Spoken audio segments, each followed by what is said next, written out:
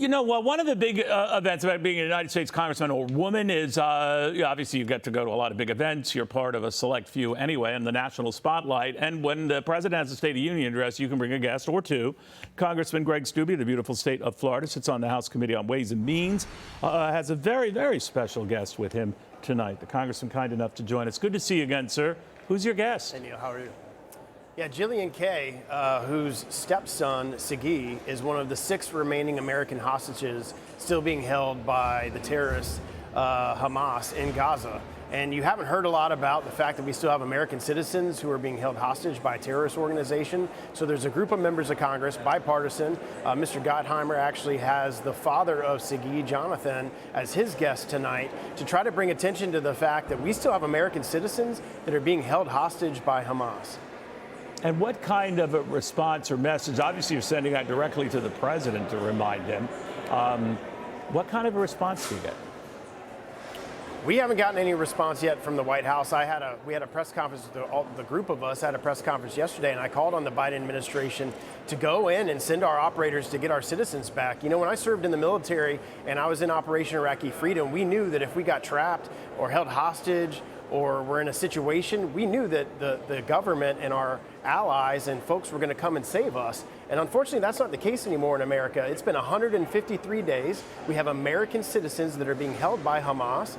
And you can't tell me that our intelligence folks don't have a pretty good idea of where they're located. And we should be going in and strategically rescuing our citizens. And unfortunately, that's not what's happening. But I hope by having these guests here today, that'll bring more attention to the issue to the White House. As you know, that war goes on, Congressman, and you know a thing or two about wars. I'm just curious, though. The president is getting grief within his own party about how he's conducting it.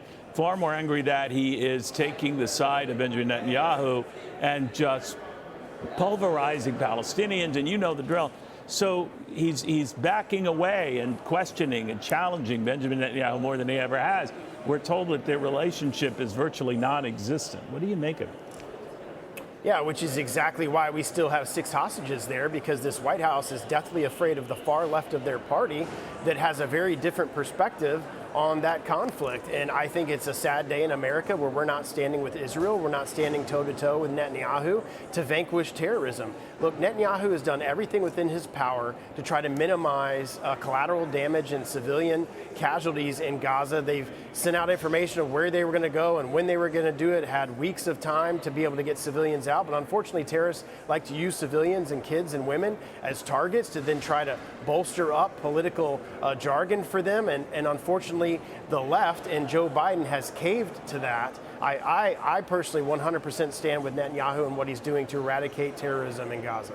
Well, I have you here, Congress. We know that the Senate is going to take up these spending bills that were passed in the House. It looks like they will support it. It was overwhelmingly supported in the House. I go to the president's desk for signature, and we stave off another shutdown or so for the time being. What do you make of this? You support the measures that now stand to get supported in the Senate and signed into law? No, I absolutely stand against and voted against yesterday the minibus, omnibus, whatever you want to call it, that passed the House yesterday.